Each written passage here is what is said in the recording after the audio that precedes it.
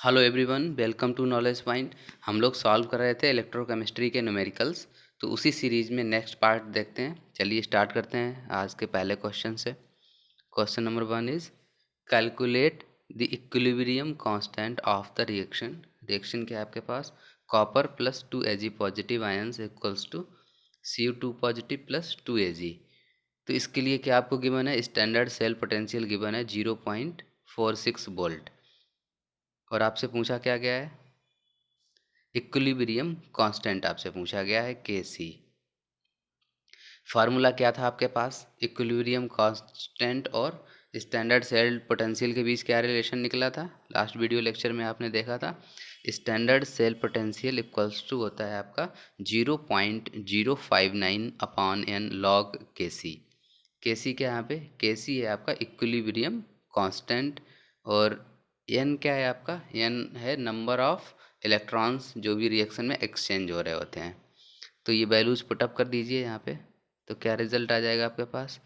Standard cell potential आपको given है 0.46 equals to 0.059 upon 2 log Kc। तो यहाँ से लॉग Kc की वैल्यू कितनी आ जाएगी?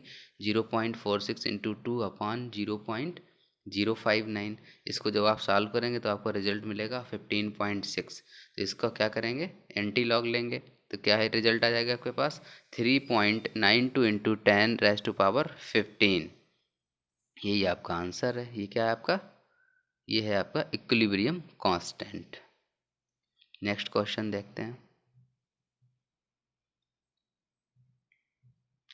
The standard electrode potential for Daniell cell is 1.1 volt. क्या दिया है आपको? Standard electrode potential of Daniell cell is 1.1 volt. Calculate the standard Gibbs energy for the reaction. Reaction कौन सी है? ये रिएक्शन गिवन है।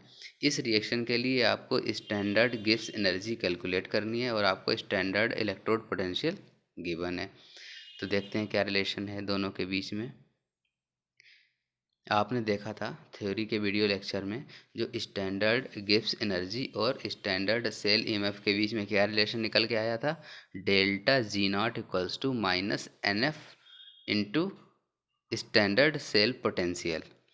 अब डेल्टा जी नॉट की वैल्यू क्या होती थी? गिब्स एनर्जी हमेशा निगेटिव होती थी। किसके केस में निगेटिव होती थी? ये जो आपके डेनियल सेल्स थे या गैल्वेनिक सेल्स थे उनके केस में ये जो एनर्जी थी गिब्स फ्री एनर्जी नेगेटिव होती थी। तो इस वजह से यहाँ पे नेगेटिव का साइन आपको दिखेगा।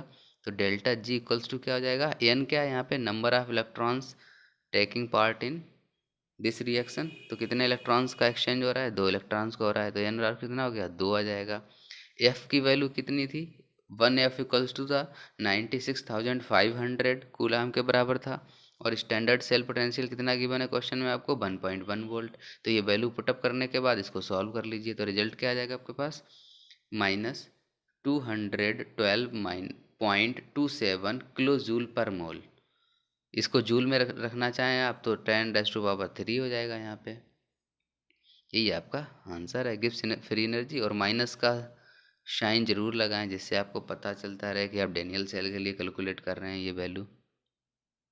Next question is how much charge is required for the following reductions. ये जो दो रिडक्शन की प्रोसेस हो रही हैं, 1 मोल Al3 पॉजिटिव आयन कन्वर्ट हो रहे हैं आपके Al में और 1 मोल Cu2 पॉजिटिव आयन्स आपके कन्वर्ट हो रहे हैं Cu में। तो इनके लिए कितने चार्ज की रिक्वायरमेंट होगी ये आपसे पूछा गया है। देखिए फर्स्ट पार्ट से Al3 पॉजिटिव आयंस कब रिड्यूस होंगे? जब ये 3 इलेक्ट्रॉन्स का एब्जॉर्ब कर लेंगे। तो क्या किस में कन्वर्ट हो जाएंगे? ये एल्यूमिनियम में कन्वर्ट हो जाएंगे। यहाँ पे नंबर ऑफ इलेक्ट्रॉन्स कितने एक्सचेंज हो रहे हैं? 3। तो एन की वैल्यू कितनी हो जाएगी? 3 हो जाएगी। अब जो चार्ज की क्वांटिटी होगी, रिक्वायर्ड क्वांटिटी ऑफ चार्ज होती है, उसकी वैल्यू होती है एन एफ। एन क्या है यहाँ पे? 3 है। एफ की वैल्यू इक्वल्स टू होती है 96,500। ये वैल्यू आप पुटअप कर दीजिए। तो यहाँ से रिजल्ट आ जाएगा आपका 289,500 कूलाम्स। कितना हो गया ये? इसको आप कैसे लिख सकते हैं? इसको लिख सकते हैं आप 2.895 इंटू 10⁻⁵ कूलाम्स। ठीक है, ये ज़्यादा कन्वीनियंट रहेगा 10⁵ में लिखना है इसको। नेक्स्ट देखते हैं Cu2 पॉजिटिव की रिएक्शन के लिए। अब क्या किया, Cu2 पॉजिटिव आयंस ने 2 इलेक्ट्रॉन्स ऑब्जर्व किए और Cu में कन्वर्ट हो गया। तो यहाँ पे नंबर ऑफ इलेक्ट्रॉन्स कितने एक्सचेंज हो रहे हैं, 2। एफ की वैल्यू आपको पता है तो रख दीजिए आप एफ की वैल्यू और इनकी वैल्यू। तो क्या रिजल्ट आ जाएगा आपके पास, रिजल्ट आ गया आपके पास 193,000 कूलम। इसको आप लिख सकते हैं 1.93 इंटू 10⁵ कूलम्स। ठीक है ना। इसके बाद देखते हैं next question. The question is, how much electricity in terms of Faraday is required to produce? अब क्या पूछा गया है, अब आपसे इलेक्ट्रिसिटी पूछी गई है कितनी रिक्वायर्ड होगी, but in terms of Faraday. ये आप ध्यान देने वाली बात है, इन टर्म्स ऑफ फैराडे कितनी इलेक्ट्रिसिटी रिक्वायर्ड होगी for the production of 20 gram of calcium from the molten CaCl2। Second part is 40 gram of Al from molten Al2O3। देखते हैं, पहले पार्ट से स्टार्ट करते हैं। अब आपने देखा था कि 1 मोल कैल्शियम को प्रोड्यूस करने के लिए कितनी इलेक्ट्रिसिटी की रिक्वायरमेंट थी, आपको पता था। ये इलेक्ट्रिसिटी थी NF, इलेक्ट्रॉन्स कितने पार्टिसिपेट कर रहे हैं इसमें, 2। तो कितनी हो जाएगी 2F। मीन्स 1 मोल कैल्शियम को प्रोड्यूस करने के लिए आपको 2F इलेक्ट्रिसिटी की रिक्वायरमेंट थी। अब आपसे क्या पूछा गया है, 20 ग्राम कैल्शियम में कितनी होगी। तो आप देखिए 1 मोल में कितने ग्राम होते हैं, 1 मोल में 40 ग्राम कैल्शियम होता है। तो 1 मोल में 40 ग्राम कैल्शियम है, तो इसका मतलब ये है 40 ग्राम कैल्शियम में आपको 2F इलेक्ट्रिसिटी रिक्वायर्ड है। क्वेश्चन के अकॉर्डिंग कितने में पूछा गया, आपसे 20 ग्राम में पूछा गया है। तो 20 ग्राम में कितनी इलेक्ट्रिसिटी रिक्वायर्ड होगी, F के बराबर इलेक्ट्रिसिटी रिक्वायर्ड होगी। कितनी इलेक्ट्रिसिटी रिक्वायर्ड होगी, तो 2F/2 कर देंगे तो यहाँ पे कितना रहेगा, 1F इलेक्ट्रिसिटी रिक्वायर्ड होगी। यही आपका आंसर है, क्योंकि आपसे फैरेड में पूछा गया है।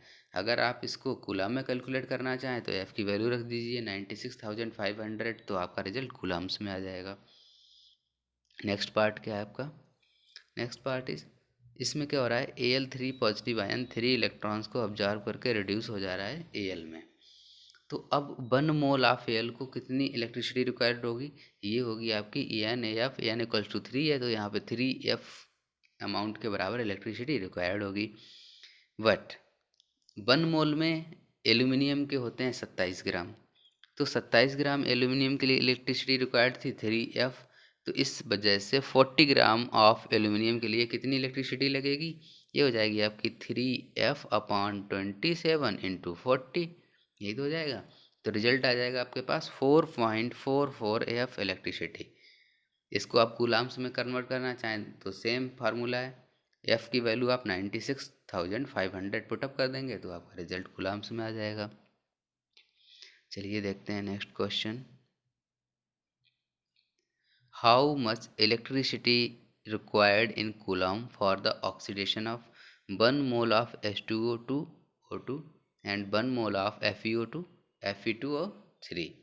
अब क्या चाहिए, अब आपको इलेक्ट्रिसिटी रिक्वायर्ड कूलम में कैलकुलेट करनी है। अभी आप किस में कैलकुलेट कर रहे थे, आप फैराडे के टर्म्स में कैलकुलेट कर रहे थे। अब आपको कैलकुलेट करना है इन टर्म्स ऑफ कूलम। अब वहाँ पे क्या हो रहा था लास्ट क्वेश्चन में, वहाँ पे रिडक्शन हो रहा था, यहाँ पे क्या हो रहा है, ऑक्सीडेशन हो रहा है, बट फार्मूला रिमेंस सेम। अब यहाँ पे क्या है, देखिए आप H2O किस में कन्वर्ट हो रहा है, O2 में कन्वर्ट हो रहा है। तो H2 इक्वल्स टू अगर आप लिखना चाहें तो क्या होगा, H2 प्लस हाफ O2, क्योंकि यहाँ पे ऑक्सीजन का एक मॉलिक्यूल है। या हम यहाँ पे 2H2 लिख दें, लेकिन हमें क्या चाहिए, सिंगल मोल चाहिए। तो H2 आपका कन्वर्ट हो रहा है हाफ O2 में। ओ ऑक्सीजन पे कितना नेगेटिव चार्ज होता है, 2 नेगेटिव चार्ज होता है। तो ये 2 नेगेटिव चार्ज क्या करेंगे, 2 इलेक्ट्रॉन्स का अब्जॉर्ब करेंगे और किस में कन्वर्ट हो जाएंगे, हाफ O2 प्लस 2 इलेक्ट्रॉन। तो यहाँ से क्या दिख रहा है आपको, ये जो ऑक्सीजन का आयन था उसने क्या किया, वो 2 इलेक्ट्रॉन को फर्दर रिलीज कर देता है और किस में कन्वर्ट हो जाता है, ऑक्सीजन में कन्वर्ट हो जाता है। या आप यूँ कह लें, ऑक्सीजन का मॉलिक्यूल 2 इलेक्ट्रॉन्स को रिलीज करने के बाद ऑक्सीजन आयन में कन्वर्ट हो जाता है। ये बात आपको समझ में आ गई यहाँ से। अब यहाँ पे हाफ O2 इसलिए लिखा हुआ है क्योंकि यहाँ पे ऑक्सीजन का सिंगल मॉलिक्यूल आपके पास अवेलेबल है। तो जो नंबर ऑफ इलेक्ट्रॉन्स एक्सचेंज हुए इस रिएक्शन में during the oxidation from water to oxygen, कितने इलेक्ट्रॉन्स एक्सचेंज हो रहे हैं, वो हैं 2। तो नंबर ऑफ इलेक्ट्रॉन्स एक्सचेंज हो रहे हैं 2, तो क्वांटिटी ऑफ इलेक्ट्रिसिटी कितनी हो जाएगी, यहाँ से 2F हो जाएगी। 2F ही तो हो जाएगी। तो F की वैल्यू यहाँ पे रख दीजिए, क्यों, क्योंकि आपको रिजल्ट चाहिए कूलम्ब्स में। तो 2 इंटू 96,500 मल्टीप्लाइड कर देंगे दोनों का, तो क्या हो जाएगा 193,000 कूलम्ब्स। इसको आप किस में रखिए, 10 में रखिए 1.93 इंटू 10 5 कूलम्ब्स। ये रिजल्ट आ जाएगा आपका। नेक्स्ट देखिए आप, क्या था, FeO प्लस हाफ O2 किस में कन्वर्ट हो जाएगा, हाफ Fe2O3 में। क्वेश्चन देखिए आप, क्या था पहले, 1 मोल ऑफ FeO कन्वर्ट हो रहे हैं किस में, Fe2O3 में। तो देखिए आप, FeO कन्वर्ट होगा Fe2O3 में कब, ऑक्सीजन के साथ रिएक्शन करेगा और ऑक्सीजन का हाफ मॉलिक्यूल यहाँ पे रिएक्शन कर रहा है। तो यहाँ पे क्या प्रोड्यूस होगा, हाफ Fe2O3 प्रोड्यूस होगा। तो यहाँ से देखिए, इस Fe पे कितना चार्ज है, Fe2 पॉजिटिव चार्ज है। इस Fe पे कितना चार्ज है, इस पे Fe3 पॉजिटिव चार्ज है। तो इलेक्ट्रॉन्स का जो एक्सचेंज हो रहा है वो कितने इलेक्ट्रॉन एक्सचेंज हो रहे हैं, वो 1 इलेक्ट्रॉन का एक्सचेंज हो रहा है, क्योंकि 2 पॉजिटिव चार्ज से हो रहा है पॉजिटिव चार्ज 3। तो मतलब एक इलेक्ट्रॉनिक चार्ज इंक्रीज हो रहा है, मीन्स इसका ऑक्सीडेशन हो रहा है। तो यहाँ पे नंबर ऑफ इलेक्ट्रॉन एक्सचेंज कितने हो जाएंगे, 1। तो इलेक्ट्रिसिटी रिक्वायर्ड कितनी हो जाएगी, 1 इंटू एफ। एफ की वैल्यू आपको पता है 96,500 कूलम्स। ये रख दीजिए, ये रिजल्ट हो गया आपका।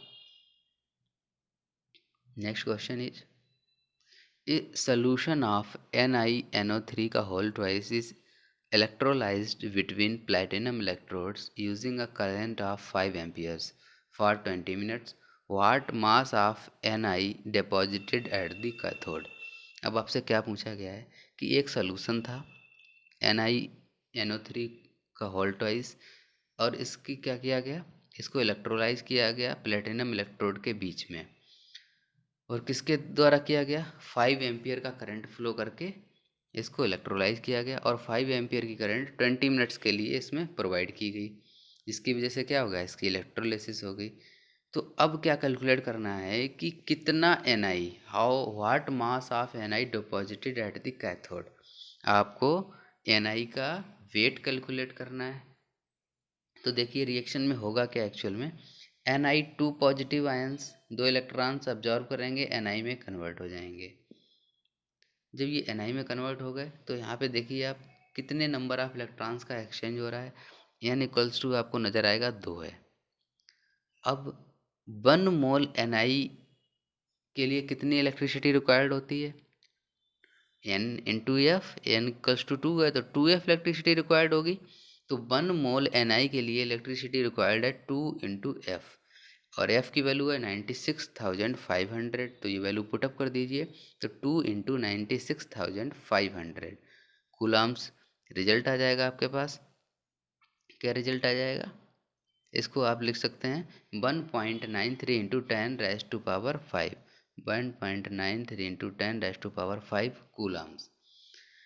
अब आपको पता है कि 1 मोल में जो Ni के ग्राम्स होते हैं वो होते हैं 58.7 ग्राम्स।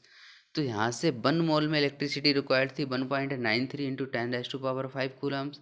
तो 58.7 ग्राम में भी इतनी इलेक्ट्रिसिटी रिक्वायर्ड होगी, क्योंकि 1 मोल में 58.7 ग्राम है Ni के। तो यहाँ से अब आप देखिए कि 58.7 ग्राम के लिए जो इलेक्ट्रिसिटी है वो कितनी है, 1.93 इंटू 10⁻⁵ कूलम्स है। बट आपके पास एक रिलेशन होता है, charge equals to Q equals to I into T. यहाँ से आई की वैल्यू कितनी आ जाएगी, गिवन है आपको 5 एम्पियर। टी की वैल्यू कितनी है 20 मिनट्स, इसको सेकंड में कन्वर्ट कर लेंगे तो 60 का मल्टीप्लाई हो जाएगा। तो यहाँ से जो चार्ज आएगा टोटल वो आएगा आपका 6000 कूलाम। कितना आ गया, 6000 कूलाम आ गया आपके पास। अब आप देखिए यहाँ पे, 1 मोल के लिए चाहिए था आपको 1.93 इंटू 10⁻⁵ कूलम। यहाँ पे रिजल्ट आया है आपका 6000 कूलम। तो अब कितना ग्राम डिपॉजिटेड होगा, ये आप कैसे कैलकुलेट करेंगे?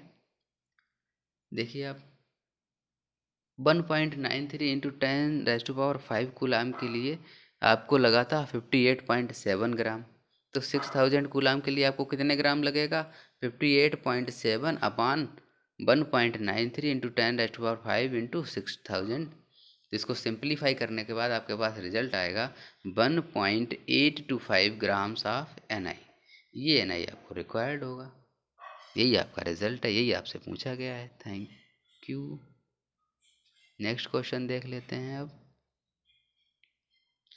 The question is 3 electrolytic cells A B C. कितने इलेक्ट्रोलिटिक सेल्स आपको गिवन है? 3 गिवन है। Containing solutions of, solution different different है, ZnSO4, AgNO3 and copper sulphate CuSO4 respectively, are connected in series. ये तीनों सेल्स क्या हैं? सीरीज में कनेक्टेड है। सीरीज में कनेक्टेड होंगे तो क्या होगा? करंट सेम फ्लो होगा। A steady current of 1.5 ampere was passed through them until 1.45 gram of silver deposited. देखिए आप, ये इलेक्ट्रोलिटिक सेल बी में सिल्वर डिपॉजिटेड होगा at the cathode of cell V. How long did the current flow? एक तो पूछा गया कितने टाइम तक करंट फ्लो किया। दूसरा क्या पूछा गया? What mass of Cu and Zn were deposited. देखिए आपको 3 सेल्स गिवन है, ए, सेल बी, सेल सी, और ये तीनों सेल्स सीरीज में कनेक्टेड हैं। इसका मतलब जो करंट फ्लो होगा वो सेम फ्लो होगा, क्योंकि करंट की वैल्यू सीरीज में सेम होती है, पैरेलल में डिवाइड होती है। वोल्टेज की वैल्यू पैरेलल में सेम होती है, सीरीज में डिवाइड हो जाती है। तो आप यहाँ से देख लीजिए, सेल ए क्या था? सेल ए के अंदर था ZnSO4, सेल बी में था आपका AgNO3 और सेल सी में था कॉपर सल्फेट। आपको करंट गिवन है 1.5 एम्पियर्स। 1.5 एम्पियर्स आपने करंट फ्लो किया, तो जो Ag का वेट आया 1.45 ग्राम ऑफ Ag डिपॉजिट हो गया। टाइम आपसे पूछा गया है कि कितने टाइम में ये डिपॉजिट हुआ। इसके बाद आपसे वेट ऑफ कॉपर पूछा गया है और वेट ऑफ जिंक पूछा गया है। तो सबसे पहले यूज़ करते हैं Faraday's first law of electrolysis. Faraday first law of electrolysis क्या था कि डिपॉजिटेड वेट इक्वल्स टू होता है Z into I into T. Z की वैल्यू होती है E upon N F into I into T. Z की वैल्यू रख दीजिए आप यहाँ पे, तो क्या आ जाएगा? E upon N F. Z equals to क्या था? Z equals to E upon N F. I T आपका एज इट इज आ जाएगा। तो यहाँ से फार्मूला क्या बन गया? W equals to E upon N F into I into T. अब देखिए आपको क्या क्या वैल्यूज़ गिवन है। सबसे पहले इलेक्ट्रोलिटिक सेल बी के लिए कैलकुलेट करेंगे टाइम। तो यहाँ पे देखिए आप, डब्ल्यू आपको गिवन है, टी आपसे पूछा गया है, आई आपको गिवन है, number of electrons exchanging during the process आपको पता है, एफ की वैल्यू आप जानते हैं 96,500 कूलाम्स। ई क्या है? ई इक्विवेलेंट वेट है, जो आपको पता है। तो ये सारी वैल्यूज आपको पता है, तो यहाँ से आप क्या निकालेंगे? टी की वैल्यू निकालेंगे। तो टी बराबर क्या आ जाएगा यहाँ से? W into N into F upon E into I. तो यहाँ से वैल्यू पुटअप कर दीजिए ये सारी, तो क्या रिजल्ट आ जाएगा? टी इक्वल्स टू डब्ल्यू क्या है? 1.45 ग्राम। एन कितने? 1 इलेक्ट्रॉन एक्सचेंज हो रहा है। एफ की वैल्यू 96,500। इक्विवेलेंट वेट ऑफ एजी कितना है? 108 इंटू आई करंट 1.5 एम्पियर। तो यहाँ से टाइम आ जाएगा आपका 863.73 सेकेंड्स। कितना आ गया? 863.73 सेकेंड्स टाइम लगेगा इतने कितने 1.45 ग्राम ऑफ एजी को डिपॉजिट होने में। अब आपके पास टाइम आ गया। अब कैलकुलेट करते हैं weight of copper and weight of zinc. Cell C में क्या पूछा गया आपसे? वेट ऑफ कॉपर पूछा गया है। फैराडे के सेकंड लॉ क्या था? Faraday second law of electrolysis कहता है कि W1 upon W2 equals to होता है E1 अपान E2 थी। मीन्स इसका मतलब क्या होगा कि जो deposited weight for the first electrolytic solution होगा, उसमें क्या करें? Deposited weight of second electrolytic solution को डिवाइड कर दें, तो ये रेशियो हमेशा इक्वल होगा, दोनों के इक्विवेलेंट वेट के रेशियो के बराबर होगा। तो यहाँ से देखिए आप, W1/W2 इक्वल्स टू E1/E2। तो यहाँ पे जो AgNO3 इलेक्ट्रोलिटिक सोल्यूशन है उसके केस में आपको W1 पता है 1.45 ग्राम, आपको इक्विवेलेंट वेट पता है 108। कॉपर सल्फेट के केस में आपको E2 पता है बट W2 आपसे पूछा गया है। तो इस फार्मूले में आप वैल्यू पुटअप कर दीजिए तो आपके पास क्या आ जाएगा, W1/W2 इक्वल्स टू E1/E2 है तो W1 कितना है 1.45 अपान W2 इक्वल्स टू 108/31.75। यहाँ को से सिंप्लीफाई करके इससे क्या निकाल लेंगे आप, W2 की वैल्यू निकाल लेंगे। तो W2 इक्वल्स टू क्या आ जाएगा 0.426 gram of copper deposited. Means जो कॉपर डिपॉजिट होगा उसका वेट होगा 0.426 ग्राम्स। इलेक्ट्रोलिटिक सेल ए की बात करते हैं। AgNO3 के लिए आपको वेट W1 गिवन है, E1 गिवन है। अब ZnSO4 का वेट कैलकुलेट करना है तो आप इनको W2 मान लीजिए, इसको E2 आपको गिवन है। तो सेम फार्मूला यूज़ करिए आप, W1/W2 equals to E1/E2। Value put up कर दीजिए, W2 इक्वल्स टू क्या आ जाएगा W1 E2/E1। तो यहाँ से देखिए आप W1 कितना है 1.45, E2 कितना है यहाँ पे 32.65/108। सिंप्लीफाई कर लीजिए तो रिजल्ट आ जाएगा आपके पास 0.438 ग्राम्स।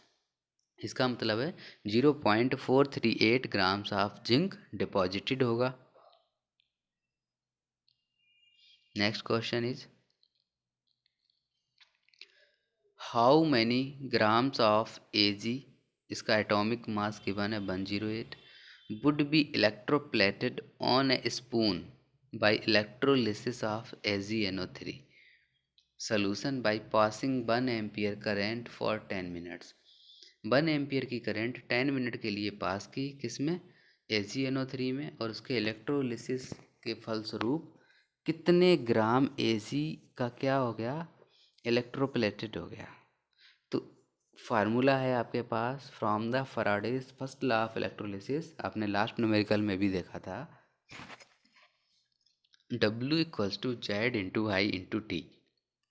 जेड की वैल्यू थी आपके पास E/NF into I into T. तो यहाँ से वैल्यू पुटअप कर दीजिए आप सारी।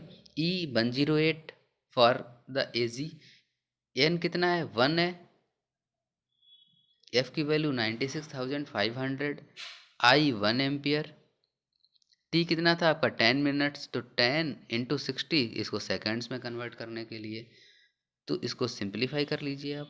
तो क्या रिजल्ट आ जाएगा आपके पास, W equals to 108 into 600/96,500। Simplify करने के बाद आपके पास रिजल्ट आ जाएगा 0.6715 ग्राम।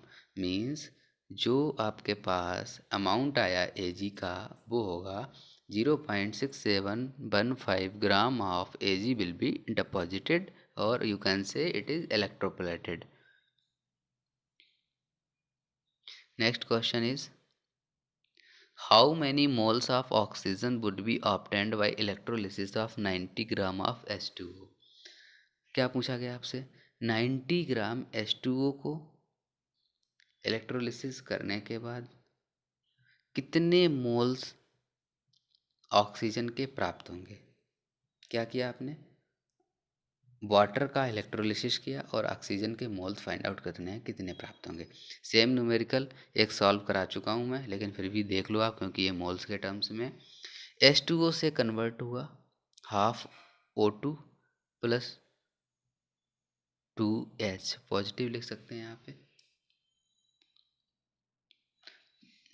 आयंस के फॉर्म में ना लिखना चाहें तो आप यहाँ पे सिंपली H2 लिख दीजिए। H2 प्लस हाफ O2 लिख सकते हैं यहाँ से। यहाँ पे देखिए 1 मोल आप जब वाटर का रिएक्ट कर रहा है तो half mole of oxygen produce हो रहा है। कितनी बात समझ में आई आपको कि जब 1 मोल ऑफ ऑक्सीजन वाटर था तो half mole of oxygen produce हुआ। तो अब आपके पास जो वेट गिवन है वाटर का 1 मोल में कितना होता है, 18 ग्राम होता है। ये 3 ग्राम ऑफ वाटर क्या करेगा, रिएक्ट करेगा। मीन्स जब 18 ग्राम ऑफ वाटर रिएक्ट करेगा या इलेक्ट्रोलिसिस होगी इसकी तो कितना प्रोड्यूस होगा, हाफ मोल प्रोड्यूस होगा। अब आपके पास वाटर कितना गिवन है, 90 ग्राम गिवन है। तो जब 18 ग्राम वाटर ने आपको आधा मोल दिया है तो 90 ग्राम ऑफ वाटर आपको कितना मोल देगा? देखिए आप, 18 ग्राम ने आपको 1 मोल दिया है, तो 90 ग्राम कितना देगा? 1/18 इंटू 90 इक्वल्स टू 5 मोल्स। ऐसे ही तो होगा। तो ये किस केस में है? ये देखिए, आप ध्यान से देखिए, अगर 18 ग्राम 1 मोल दे रहा है तो ये 90 ग्राम में 5 मोल आएंगे, बट यहाँ पे कितना है? 1/2 है। 18 ग्राम कितना दे रहा है आपको? हाफ मोल दे रहा है, तो 1/2 है। तो 90 ग्राम कितना देगा? तो 2 से और डिवाइड करेंगे तो यहाँ पे क्या आ जाएगा? 5/2 आ जाएगा। तो 5/2 मीन्स 2.5 मोल्स। तो जो रिजल्ट आया आपका वो क्या आएगा कि जब आप 90 ग्राम वाटर का इलेक्ट्रोलिसिस करेंगे तो आपके पास 2.5 मोल्स ऑफ ऑक्सीजन प्रोड्यूस होंगे। नेक्स्ट क्वेश्चन देखते हैं। How much charge will be carried by 27 gram of Al3 positive ions? काफ़ी सिंपल क्वेश्चन है। 27 gram of Al3 positive ions कितना चार्ज कैरी करते हैं इन टर्म्स ऑफ कूलम्ब्स? देखिए आप, यहाँ पे नंबर ऑफ इलेक्ट्रॉन्स कितने हैं? 3 हैं। तो 27 ग्राम ऑफ एल्यूमिनियम कितना चार्ज करेगा? कितना चार्ज कैरी करेगा? 3 इंटू एफ। क्यों? क्योंकि 1 मोल एल्यूमिनियम कैरी करता है 3 एफ, क्योंकि 3 पॉजिटिव चार्ज होता है एल्यूमिनियम पे। तो 1 मोल में ग्राम होते हैं 27 ग्राम, तो 27 ग्राम आप एल्यूमिनियम कैरी आउट करेगा 3 इंटू एफ। तो एफ की वैल्यू आप अगर आप यहाँ पे रख दें तो आपको कूलाम्स में रिजल्ट मिल जाएगा। तो 3 इंटू 96,500, तो रिजल्ट आ जाएगा आपके पास 2.89 इंटू 10⁵ कूलाम्स। इतना चार्ज कैरी करेगा कौन? 27 gram of Al3 positive ions. Thank you so much. आगे के वीडियोस में और भी न्यूमेरिकल्स आते रहेंगे।